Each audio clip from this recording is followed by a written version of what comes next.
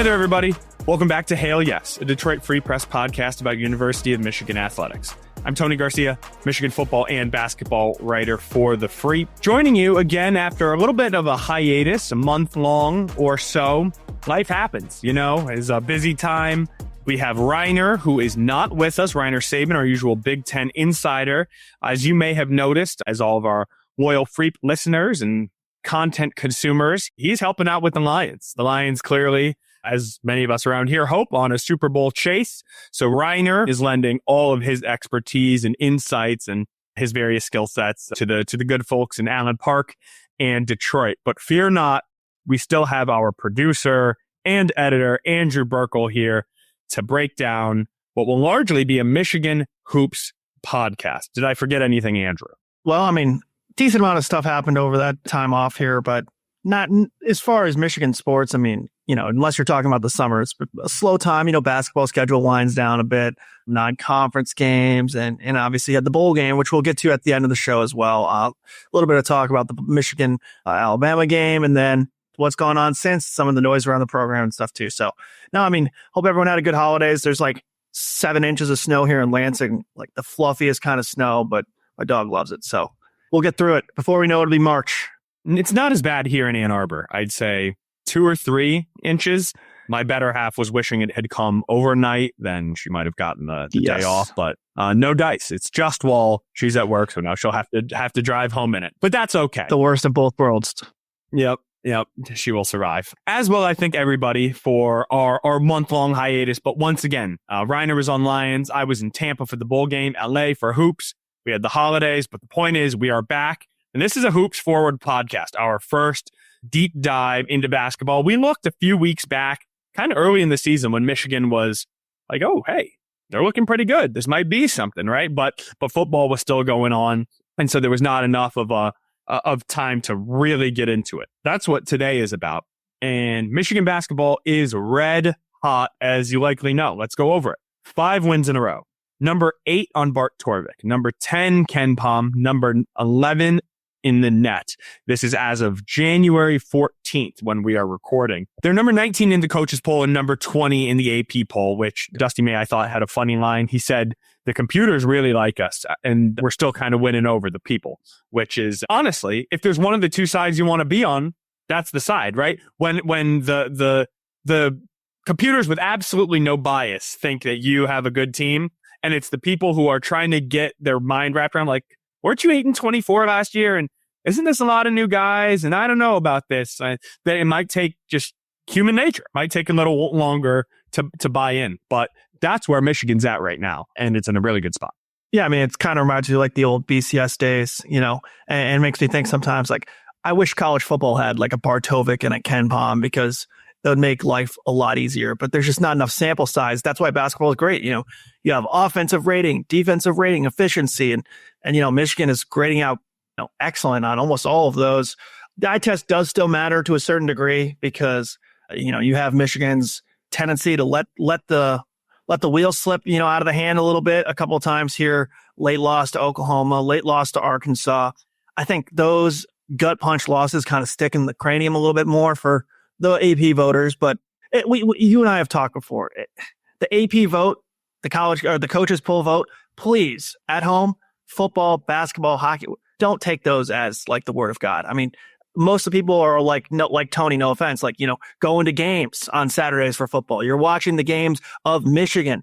Maybe if you're lucky, you get to watch Michigan State and Ohio State and, watch the highlights of a game later that night and try to make a decision off that. So these are not the word of God. And like you said, if you're going to be in the higher end on one of them, give me Ken Pom, give me Bartovic, net, any of those rankings, because they matter now, and people look at them. The committee looks at them at the end of the year, right? You hear net ranking 1,000 times on the, build-up shows and Jill Lenardi and all that stuff. So even if, I'm not saying this happened, but even if Michigan loses, 4 games in a row, 3 games in a row, they've built up such a solid base here.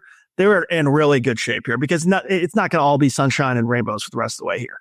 Let's just go through those. We're like where they stand right now in the net, for example, briefly. So Michigan overall, 13-3, 5-0 in the Big Ten. One of 2 undefeated teams in the league. Naturally, the other is in-state rival Michigan State, which will set up for a lot of fun down the line potentially. But I think even though I asked Dusty May a little bit about that yesterday, I just kind of wanted to get his feel to see, Michigan and Ohio State in football, they make no bones about it. Every week, we're looking at Ohio State, watching them, thinking about them, and sort of preparing for them. I asked Dusty, he's a new coach, and Michigan State hoops is not at the same level, but it's a similar idea. That has been kind of the standard of the league for a number of years. That is your chief rival on the court, and so you probably want to keep an eye on them. And Dusty said, yeah, we do. We're not going to go crazy with it, but they know they're 5-0 as well.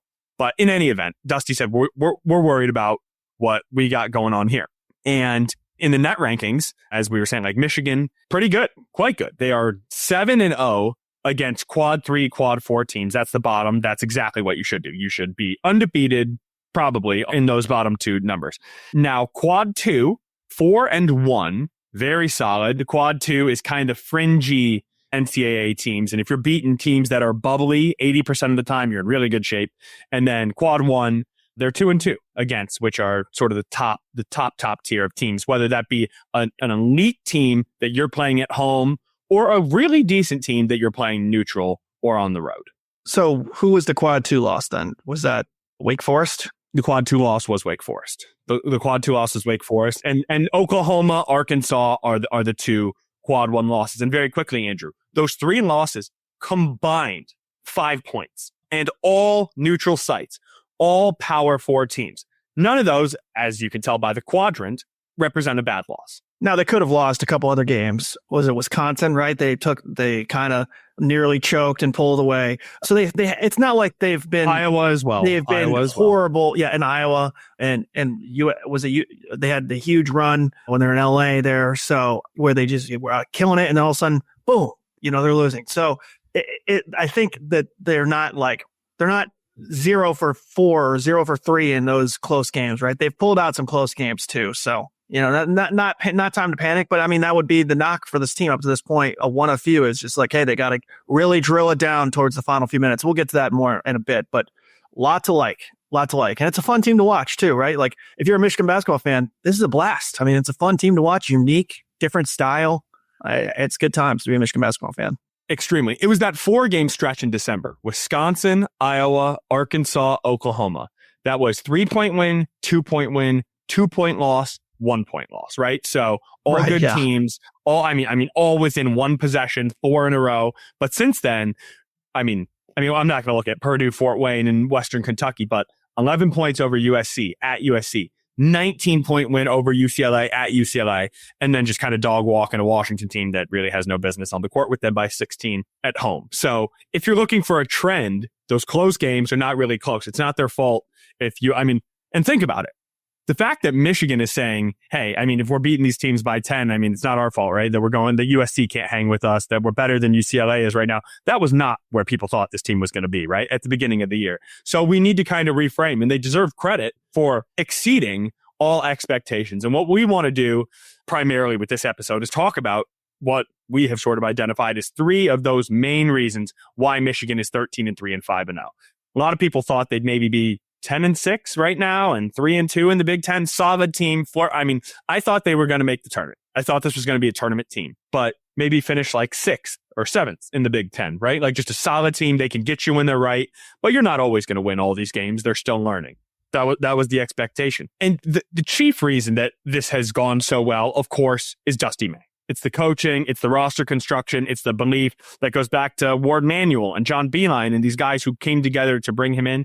But that's a little too overarching for my liking, Andrew. I want to get a little more specific with some of these pieces because, of course, Dusty May taking over for Juwan Howard is the biggest reason why this is turned around. That kind of feels like it goes without saying. So, without further ado, number 1 has to be Danny Wolf in my mind. And I will golf clap for you. The last time we talked about Michigan hoops, I believe I remember Andrew talking about Danny Wolf. Watch out for Danny Wolf as Big Ten Player of the Year. And I was on board with that. I just wasn't the one who said it. So Andrew gets the credit. And kind of looking like a front runner right now. I don't know if they have odds or those sorts of things, but he is certainly a candidate. He became one of 3 players in the last 20 years to put up 20, 10, 7 and 6, 20 plus points, 10 plus rebounds, 7 assists, and 6 blocks. He did that at USC. ESPN now has him mocked in first rounds. He's got to be. Would you say, Andrew, the number one reason that Michigan is excelling to this point?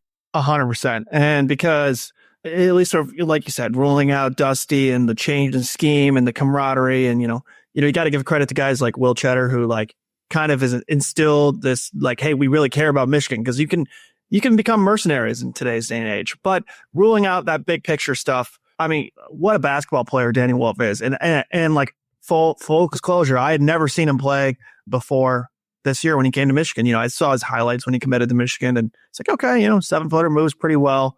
But I thought he was like a run the floor 7-footer. You know what I mean? I didn't think he was a run the offense type 7-footer. And it's like little things too, like his finishing with his left hand around the cup, his dribbling. You see him dribble one time, you're like, oh my God, that guy can dribble like that. But then he also hits like step back threes, right? And he's got, he's racked up some blocks in some games. And I've been impressed with his ability, because a lot of college teams don't have two big men. So a lot of teams are playing, he's playing against a more athletic wing. That hasn't been a problem. He hasn't been getting exposed.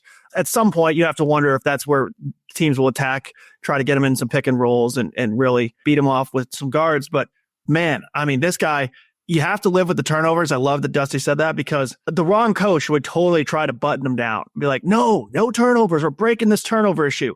But look at Michigan's offensive efficiency. Like, they can turn the ball over when you're getting, Jokic level good looks every single time down the floor, because he passes over the guys who are too small to guard him. He dribbles around guys who are too slow. He puts his shoulder and, is way too big for any smaller guy. It's just like, he's like the queen on the chessboard, and he has infinitely raised Michigan's, not just their floor, but also their ceiling. Because, if you don't have a player like this, I like their team. I like Vlad is obviously exciting. We'll talk about some of the other guys as well. But, those guys are like, if we're talking baseball, a couple WAR, right? A couple wins above replacement guys. Danny Wolf is, they're Miguel Cabrera. He's the guy, he's their ceiling, right? It feels like there's no doubt about that. And I think the reason that you thought Danny Wolf was maybe like a rim running center is because that's kind of largely what he was at Yale. They'd play 4 out, 1 in, and they could go 5 out and they would let him go out, but he was their center. He was not a power forward and a center, where sometimes we'll play him down low, sometimes we'll play him up top. We'll let him facilitate the offense. And I mean, there's like, you say like, oh, like credit to Dusty May for like identifying this. There needs to be something beyond credit. You know what I mean? I mean, when you see something that nobody sees, and not just to be like, I think this can work, but to be able to convince Danny and Vlad without a lot of NIL help, right? Like, we're not throwing bags at you to get you here. It's like, hey, you just got to buy into this vision, and this is going to happen. And those first 6 games, it was rough going. It was tough sledding. Vlad didn't score in double figures. I mean, they were winning, but it was kind of clunky. We'll get into Vlad's numbers later and how they're really clicking. Ironically, it was Wolf who like, in a completely new role, like Vlad. I'm sure they're asking much of the same stuff from him that they asked for him at FAU, at least at the start too. Danny was the one who had a completely new role, and he was like, he seemed to settle in right away, He did. I would say Vlad's role was more different than one would think, actually, even though you just think like, oh, you're going from being Dusty May center to Dusty May center. But having another 7-footer on the court changes the spacing entirely. I mean, he was talking about, all in the periphery, all these hands and all these things going on, where he was used to, people clearing out, he's going to work, and then he's just flipping it over people, right? But now, there's commotion, there's motion, there's a lot more going on. So it did take him some time too. When did they start running the, you're watching every game, writing the game stories a little bit closer than me. When did they start running the Vlad and Danny pick and roll? Because that's when it feels like to me that Vlad really got going in a way that was like, because Danny, even if you're listening to this and you're not like the most hardcore basketball fan in the world, watch when Vlad comes up and sets the screen for Danny. Danny has one of the best timing you'll ever see for a man of his size, and just knows exactly when to go off the screen, when to slow down, when to go off. And then he throws this little almost Magic Johnson hook shot type pass over the top of the defender's head. And it's just Vlad it's easy cooking for him, right? He just gets the wide open dunk. But when did you remember that start to be like more of a thing? Because at the start of the year, it was just kind of everyone figuring out what they were doing, right? So they tried to implement it in summer, and they said they had some success, but it was clunky, right? And then they're also doing, I mean, everyone is learning. There's so many things. I mean, they were trying to put in a zone offense because they were going to see Oakland in an exhibition, right?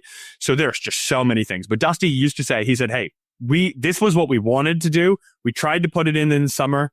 We kind of had to come back to it, right? I mean, I think it was just too much too soon. They had to circle back, and a lot of people had to sort of find at least some role that they were comfortable with. I would say it was I want to think it was in Fort Myers on that trip when they beat Xavier and Virginia Tech, and both of them really got going. In that Xavier game, Vlad finally, I think he had like 18 points or something, and it was his first game over 12 all year. And then Danny Wolf had 20 points and 14 rebounds that game. And now like the assists weren't starting yet, but that next game against Wisconsin, he had 5 assists. Then 2 games later at Arkansas, it was 9, then 5, 7 USC, 6 UCLA, right? So right around there, I think it was sometime around Fort Myers, because leading up to that, I mean, he did have some assists, but it was like 2, 4, 4, 2, 1, 4, 3, 5, 1, 9, 5, 5, right? And then you started seeing more than the 4 spot. So right around that time, and I mean, that's also when, because early on Michigan they were kind of 3-1, but it's like, I don't think TCU's that great. And I thought they should have pounded Wake Forest, and that felt like a bad loss at the time. But then Virginia Tech isn't that good, nor Xavier, but you thought they were at the time. And to handle them both by double digits in Florida on a holiday tournament, I think a lot of vibes switched that weekend. Let's get one more. The only concern, Danny Wolf has more turnovers and assists than 3 of his last 4. It was kind of flipped. In the 4, he had more or the same amount in 4 assists than turnovers in 4 of his previous 5.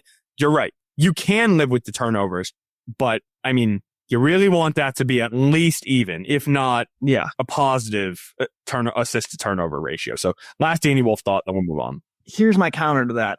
I understand that, his turnovers are certainly, and that's probably, we've been trying to put our finger on why Michigan lets people back in the game.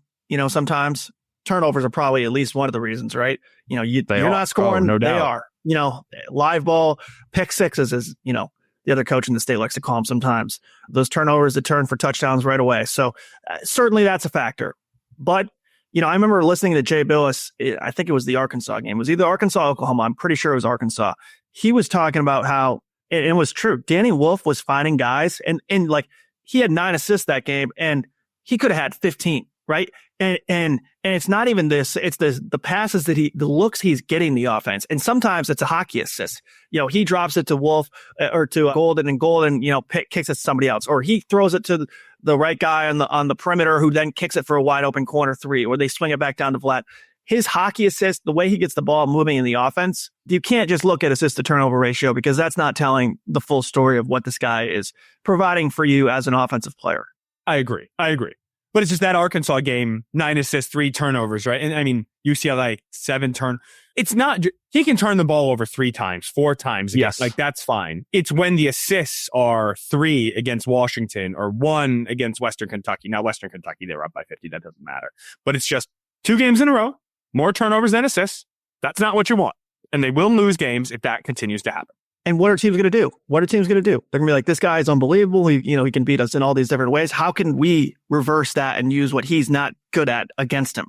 It's going to be on every team that they're going to play for the rest of the year, their scouting report. Danny Wolf, prone to turnovers, make the guy turn the ball over, put him under some pressure and try to make him, give you the ball back. Because that's really, as far as size, quickness, skill, he's off the charts at all those. So this is going to be something to watch for the rest of the year, because it's going to be one of few ways to try to slow him down.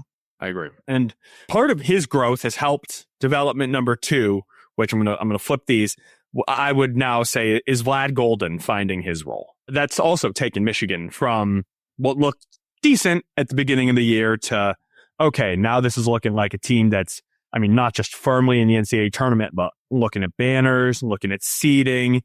thinking about runs in March, right? Like a legitimate run. And Vlad Golden's development. I mean, people were so concerned when he was missing bunnies early and, oh my God, he's only shooting 6 times a game and he's 7'1". Why is he only getting 4 rebounds? It's like, well, let's settle down a little bit. After scoring 8 points or fewer in 5 of his first 6, he has scored double figures in 11 of 12 and each of his last 10 games. During those 10 games, he is averaging 20.1 points per game. I believe, I haven't checked this morning, I think he is still tops in the Big Ten in scoring in league games, in 5 league games, averaging better than 20 points. I think he's up near 25 because of that 36-point outing at UCLA. And I mean, nationally, he is number 6 in field goal efficiency at 71 and number 7 in true shooting percentage at 71.8.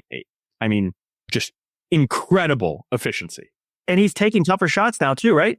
Oh, yeah. He's not just shooting layups. Some of those finishes at UCLA, when I was sitting there watching, I mean, I was looking around on Media Row, like I was looking to my left and right. I'm like, is anybody watching this? Like he's like 8 feet away, floating it with his left hand off the high glass. I'm like, how did that go in?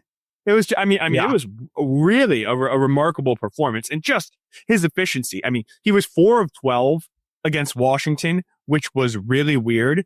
He had shot better. He had shot 60% or better in like 7 of his previous 9 games. I mean, he doesn't make half his field goals. He makes 2/3. It's such a high percentage look. He shot 85% against Washington. I was like, that didn't feel right. 4 of 12. I was like, that didn't feel right. Yeah. Okay. He shot 85% against Washington and has not shot lower than 50% in a game other than when he was 2 of 5 against TCU in the 3rd game of the year. He has made more than half his shots in 16 of 17 games. And I don't know about you. I mean, you look on Basketball Reference and you see a guy who's shooting 68, 69, 70%. Usually you're like, oh, that guy has no offensive game. That guy is a alley-oop or bust type guy. I mean, because that's how most the big men in the league are, like who leads the league in NBA in field goal percentage? Jared Allen, for the Cleveland Cavaliers. He's only getting dunks, right? That's not what he's doing. He's finishing with, finger rolls and he's even taking some 3-pointers now, which, I'm sure Michigan fans have noticed because it's always like, whoa, he just shot a 3. It's like catches your attention. He's hitting him. He's hit 1 of 2 last 2 games, keeping him honest. Oh, you want a great stat? Vlad Golden, 0 made 3s in his first 118 career games. He was 5 of 8 or maybe 6 of 9. At one point, he was 5 of 8 over the last 10 games. He didn't have 1 made 3 in 118 games. And I think now he's made 7. It might be 7 in his last 10 games. Just incredible. And like looking at his game charts here, he's only had 1 game where he's taken 1 and didn't make it. He went 1 of 1, 0 of 1, 2 of 2, 1 of 2, and 1 of 2. Those are the only games he's taken a 3-pointer, right? So he obviously, if anything, we point to this efficiency. If anything, you need him to shoot more, honestly, because if he's shooting lower 60s, but taking more attempts, I mean, these 2 big guys are and will continue to be the reason Michigan finds success into the tournament. Probably scares you a little bit at home because, you hear every year, guards win in March. Good news is Danny Wolf is essentially an offensive guard who plays power forward on defense. So like you said, these are the 2 reasons, first and foremost, why they're winning right now. He's a point forward. Let's take a quick break just so we can pay some bills. On the other side, we're going to talk about the last reason they're overachieving and then just a couple points of contention. We've discussed it and then wrap up with some football.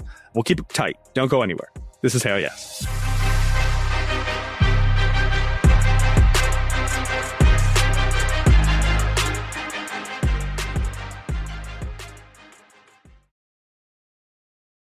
All right, welcome back. Reason number 3 of 3. There are more than 3, but the top 3 reasons we have identified that Michigan basketball, 1 year after going 8-24 and 3-17 in the Big Ten, the worst season in program history, they are back on top of the league. They are 13-3. They are 5-0 in the conference. And reason number 3, Andrew, I believe, is the development of a former McDonald's All-American, one Nimari Burnett. If you're impressed with Vlad's shooting numbers, I can actually do you one better with Nimari, which is truly insane. So for those who aren't familiar with Nimari Burnett, and most should be because he's one of the few holdovers from last year, as I said, he came out of Chicago as a McDonald's All-American, top 50 consensus recruit. He started his career at Texas Tech, averaged 5 points a game, didn't catch on, had an injury, went to Bama, tore his ACL, missed a season, came back, hurt his wrist, lost his starting job, shooting 32% from three, shooting 37% from the field. He comes to Michigan last year. He's shooting more than 8 attempts per game, nearly 5 threes a game. He's not even hitting 40% of his field goals, not even hitting 35% of his threes, averaging 9.6 points per game as really the guy who they needed, one of their 2-3 primary scorers. Fast forward to this year where he's option 4, maybe 5, what have you. He is taking 2 fewer shots per game, 6.5. And he's just drilling everything. He's shooting 56% from the floor, 51% from long range, and 81% from the free throw line. That is 17% better from the field and 16% better from long range. He is number 1 in the country in his true shooting percentage and number 3 in field goal efficiency out of every player who plays college basketball at the Division I level. I did not have that on my bingo card this year. Guilty as charged. Yeah, I mean, this is a guy whose career has been defined by, injuries and inability to knock down shots at a level that keeps him on the floor. He's always looked the part, right? He's got the tools, he's got the skill and to a lot of levels, but just hasn't been making shots. And for him to suddenly look like, a knockdown efficiency superstar in that realm, it's just like unbelievable turnaround for a guy who just hasn't made enough shots up to this point. There's a lot of reasons you could probably point to. Finally settling down after all those injuries and finding like a place he's comfortable in, obviously more space. And I think him and, we talked a lot about these two guys, but like the combination of guys he's around with Wolf Golden and then Trey Donaldson is a guy we haven't even mentioned yet, who, also is a big part of this team. Didn't crack our top 3, but those combinations of guys were like, normally the 2 guard has some ball handling, responsibilities and getting him out of that pounding the ball habit that he had to a certain degree and just play within the offense because sorry, Nimari, like Danny Wolf is better with the ball in his hands. We want to get Golden going. And next thing you know, he's kind of, because of his role, has been forced to play into the best role for him. And, the last 5 games, shooting 72 or 73% and 70% on threes. Obviously, that's not sustainable. It'll come down to, if he keeps playing like this, even if he's playing well, it'll come down to the 50s probably. But you don't back that into that for a 5-game sample size. So, he'll probably come back down to earth a little bit, but he's a huge factor in giving them that 4th or 5th guy that they desperately need, which can be the problem on a team like Michigan, who was put together in the transfer portal last minute. You can sometimes find your top guy, right? You find maybe a bench guy or some young guys. Finding someone like Burnett is tough because that's like the little kind of space in between, right? And he is so huge, what they've done. And what he and Will Cheddar have done in terms of, they were in a unique spot, right? It's not like they're like, hey, this is how we do things here, right? Nimari never made the tournament here. Cheddar had never really been a starter until the year before, and he was just a rotational player on the worst team in history, right? But they did know the DNA of what this program should look like, right? And what Big Ten basketball is. And Dusty May is a huge believer in all those philosophies. And so it's even that existential level that you can't quantify, right? And in the game of basketball, they say the stuff that doesn't show up on the box score, right? Nimari is another not box score guy. And just one more, like when you look into his numbers, just all the credit in the world, yet again, to May and company. This whole staff, top to bottom, for using him in the right role. If you just look at his numbers on ESPN, it's kind of like, well, early he wasn't being used enough, and last year he was being used way too much. To play 17 or 14 minutes a game at Texas Tech and Alabama, sure. Texas Tech, fine. He's a freshman, whatever. But 14 points a game at Alabama, I know that was the tournament team, but you just feel like there's more of a role than that. But last year, when he's playing 32 minutes a game, dribbling the air out of the ball, I think we've gone a little too far. We've swung the pendulum too far. So where do we land? Right in the middle. 25 minutes a game. A little more often than not, you're on the court. And when you are, you're playing defense, you're spacing the floor, you're knocking down shots, and you are where we need you to be. And that is what Nimari Burnett has been all year. It's not set like the high percentage shooting numbers are sexy, but Nimari Burnett is generally not sexy, right? He's not he's not a lightning bolt like Donaldson. He's not throwing slams down like Golden. He's not whipping one-handed passes like Danny, but he's shooting and knocking them down. And that's what his role is on this team. And don't you think there's value, to like what you said with Cheddar and Burnett? They went through the worst season of Michigan basketball in modern history, right? They're like the guys on the Lions who were on the teams that sucked in the early Dan Campbell years, right? They're the voice of like, we can't do that again. Like, this is what went wrong. This is why it matters. And you have all these different guys coming in, and they're the two guys who played last year who are, and Burnett for a while, I remember talking to you. It seemed like he wasn't, I don't think many thought he was going to stick around, right? It was like Cheddar committed early. He was like, yep, I'm sticking around. Burnett was like, we'll see. We'll see what happens. What a good call by him to come back and be part of a special team like this, Yep, absolutely. No, he was floating things. A lot of people were in between. Vlad tested NBA waters last year, didn't get the feedback he wanted, so he came. There were a lot of different pieces that had to come together from all over to make this work. College basketball, college football are so screwed up in so many different ways, transfer portal, unlimited transfers, NIL, it's all created the crap storm, we'll say, because we're on the free press, of different circumstances and messes, and coaches hate it. In some ways, I think this long-term, the transfer portal and some of the NIL stuff is really going to help college basketball, that was a sport that was kind of wandering aimlessly between the NBA and the G League and stuff. Like, these guys are getting paid now, so they can stay. And if Golden thinks it's better for his career, he can stay in college. And secondly, Burnett should be an example for guys of why you stick it out. Like, now he's got a family, a fan base of Michigan alums who are going to remember him, right? If he was a mercenary, he played 1 year for Texas Tech, 1 year from Alabama, 1 year for Michigan. Who does he belong to, right? Like, and then you go play for Maccabi Tel Aviv, right? Right. Yeah. And he's just like, what was the point of that? Right. Like, historically, now he's going to be on the ground floor of the Dusty May era and helping them become what they want to be. And a guy who's going to be welcome back on campus anytime he wants to come back, because he found that role and did exactly what they needed of him. And I think that's like all the things that are right with college basketball, right? You can point to a million things wrong, and I'm sure we could sit here and talk all day about the flaws, but this is like one of the things that's right. Him and Golden and Wolf, who would never have been touched in the NBA, wouldn't even been looked at. And now the guy's in the first round.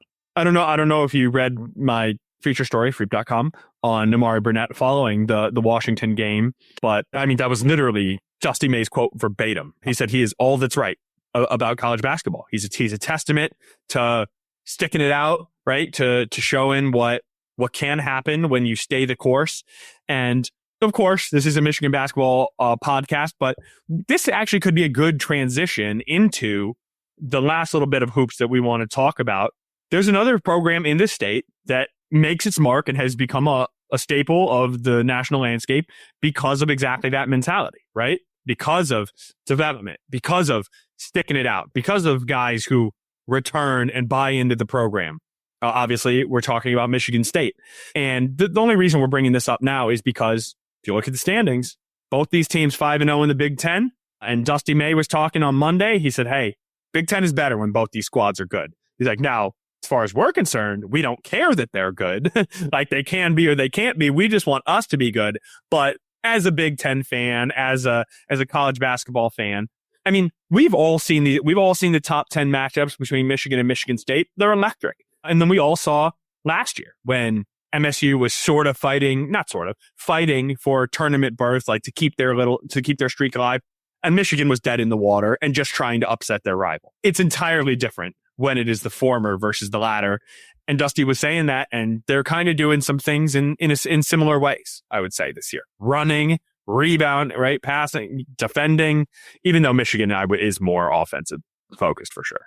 Yeah, and they think there's a reason that Izzo has been, around for 30, almost 30. Well, I think it's 30 years now, right? Like, it's the pillars of college basketball. Take advantage on the fast break and rebounding, and it's not like it's rocket science. So Dusty has a formula that works in the Big Ten, but I mean, ultimately, Michigan and Michigan State basketball, when these two teams are good, I think it's the most fun version of the Michigan State rivalry, right? Because you have two passionate fan bases. They really care, but it doesn't get quite as ugly as football can, especially with the on-field stuff. So the stakes are higher in football. Obviously, Michigan and Michigan State fan feels better when their football team wins because it's once a year. You get the bragging rights for all that time. Everybody who's a Michigan fan knows a Michigan State fan, and everybody who's a Michigan State fan knows a Michigan fan. That's what makes this rivalry so special because, obviously Ohio State, Michigan have the history to a certain degree, but that, everybody in Michigan has a person in their life who is rooting for the one team or the vice versa, right? And basketball, especially with new administrations, there's no bad blood between Dusty and Tom. Just enjoy it, guys. This is gonna be fun. I mean, and they play twice in late in February and then March, last game of the year. It's gonna be a really fun finish, and I'm genuinely excited as a sports fan to see how it all kind of unfolds here.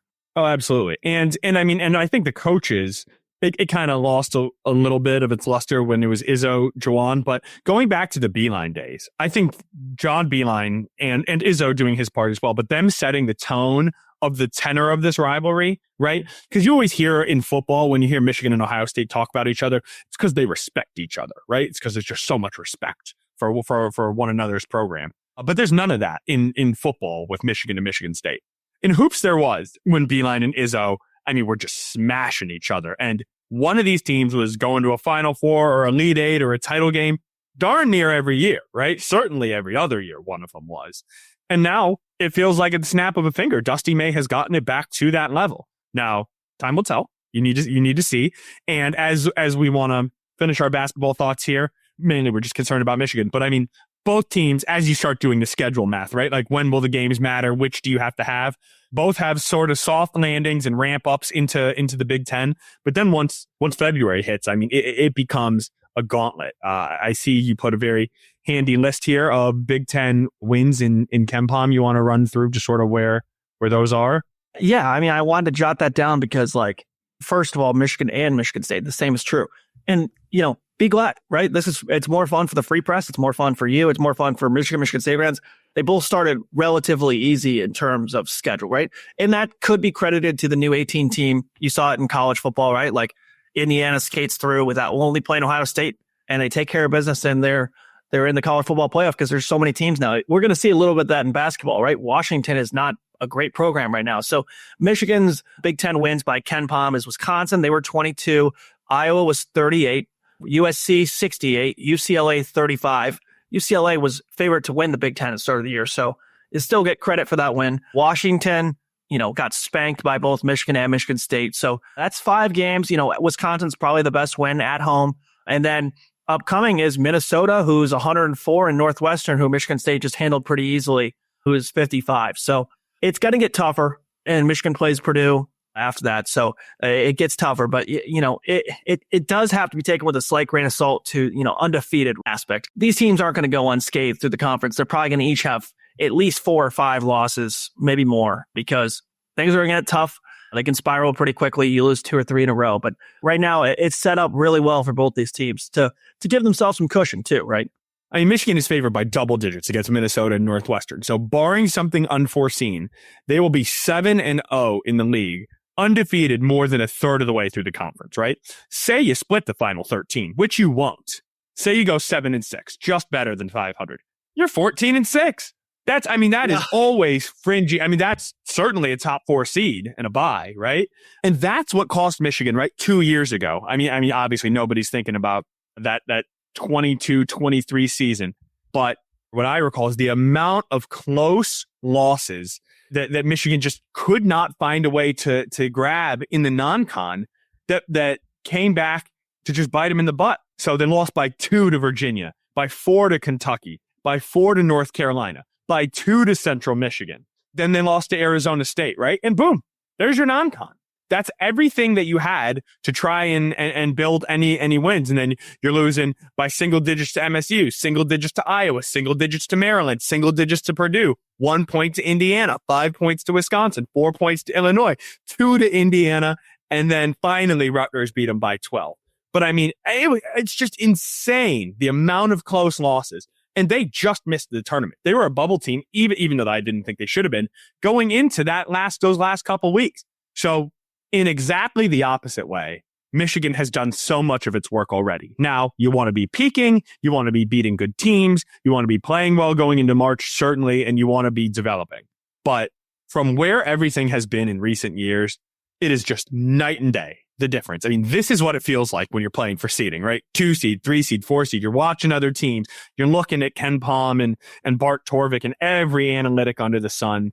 And you can just hear the CBS theme music playing in the background. It's good stuff. Really good stuff. No doubt. I mean, for sure. And Michigan State started 1-4 last year in the Big Ten, right? I mean, how much less pressure do you have on you when you start shooting yourself in the foot?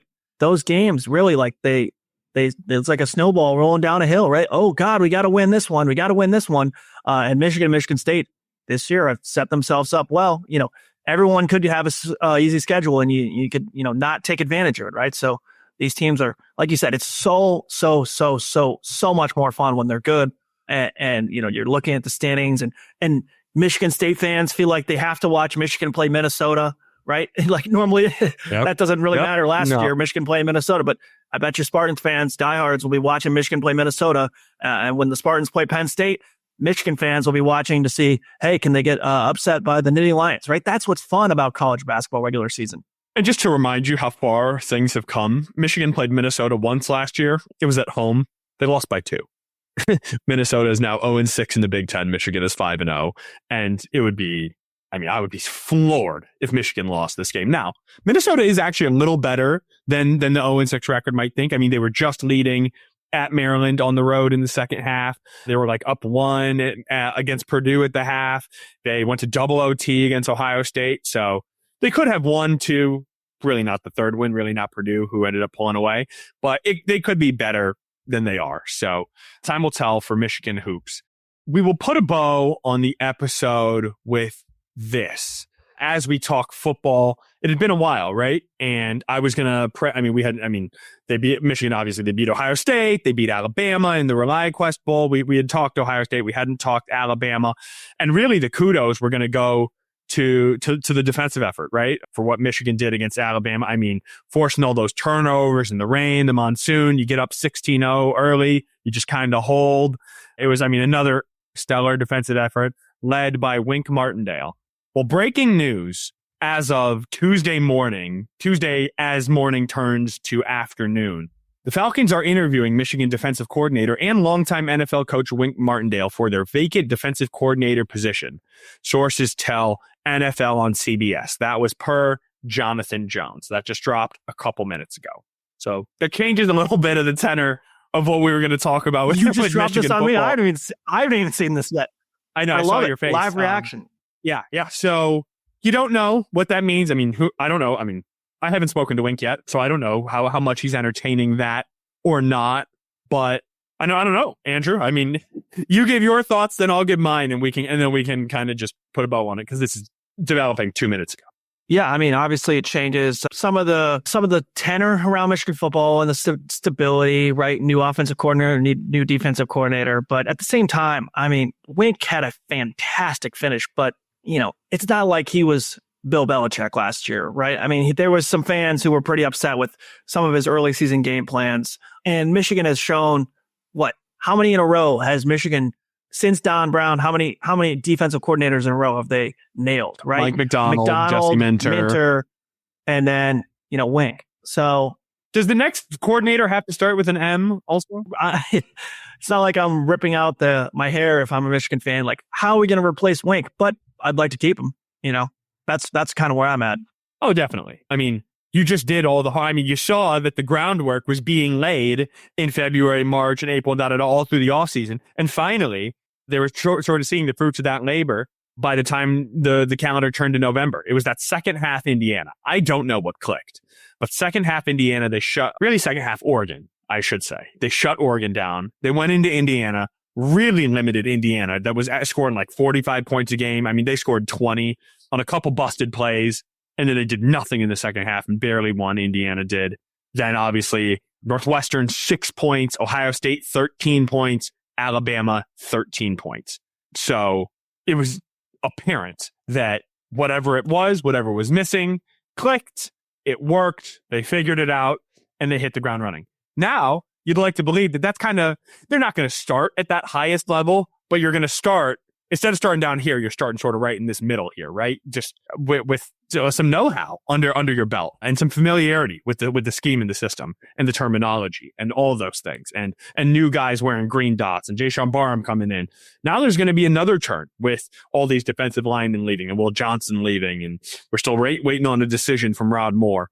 But I mean, when Martindale proved by the end to be a very solid to very good defensive coordinator, you don't want to lose him right now. Not this offseason, not immediately. I mean, you always kind of thought that this was going to be a pretty quick stint for Wink, right? I mean, he's not going to go be Michigan's DC for 7 years or something. But you wanted to get more than one if it went well. And by all accounts, it did in the end. And so yeah, no, it's certainly one to monitor. I'm not terribly surprised by this news, but you wonder what Michigan will do behind the scenes, and some dominoes that could fall. I mean, that would hurt. That would be a big loss, especially the players, right? The trickle-down effect. Yeah, and I think it's a selling point, right? Come play defense. He's a big name. Under a guy who's coached, name an NFL player. He's probably either met him, talked to him, coached him, right? I mean, he was in the NFL forever with the Ravens, even most recently with the Giants. So like dude's been around the NFL circles for years. So yeah, I mean, it's not great, but comparing that to the overwhelming amount of momentum they have via Bryce Underwood beating Alabama, beating Ohio State, the transfer portal, it sucks. But at the same time, I mean, I would trade that for what the momentum they've got going on right now, right? There are bigger losses. There are bigger losses, right? The teams have had to go through, and that's just the nature of the beast when you're a coordinator. And you want teams to want your coordinator, right? That means they're doing a good job. So if they weren't, and it was all Kirk Campbell's, then you'd be in a lot worse shape. So I think that's where we will put a pin in it, put a bow on it, and wrap it up. Thanks again to everybody for tuning in to this episode of Hail Yes. And we also thank our editor-in-chief, Nicole Avery Nichols, our sports editor, Bill Bradley, and our audio engineer, Robin Champ, for all those fantastic folks. I also thank Andrew Burkle, our editor, and thanks to all of you for listening. Please rate, review, subscribe to this podcast. Continue to read all about the Michigan Wolverines on freep.com, but also the Lions. The playoff push is beginning, and we now know they will play the Commanders next Saturday at home. Ford Field will certainly be rocking, and there is no place to go for Lions coverage like the Free Press. I mean, we have 5-6 writers daily, award-winning writers, elite, behind the scenes, doing fantastic work. I will only plug one quick story. Jeff Seidel, our longtime columnist, as we all do, got to sit down in the bunker with Sheila Ford Hamp and Lions brass and just casually talk about the entire rebuild that has gone from the worst franchise, arguably in professional sports, to the Super Bowl favorite. Very casual stuff. So I recommend you all check that out. I'm glad you plugged that because, I mean, it's incredible. I mean, if you got, it starts right with, hey, Matthew Stafford has requested a trade, and he has to do it in front of the entire captains and the leaders on the team and said, hey, can I talk to you in private, please? It's just like incredible little details like that. I mean, so seriously, check it out if you even remotely care about the Lions. This is like, this is the kind of details you tell your friends while you're sitting around watching the Lions game, and pretend that you found that out and be like, hey, you guys know how like the Lions got the rebuild started, right? Exactly. Oh, you can all sound really smart to your friends if you read Jeff's stuff. I think that'll do it. That will do it. So thanks again, everyone. Have a great day. Oh, last but not least, I think we got some good guests coming on shortly, later this month. We're starting to line those up. We know you don't just want to hear from me. We know you want to hear from Andrew, but we got guests coming on too. All right. Thanks. Enjoy your day. This is Hail Yes.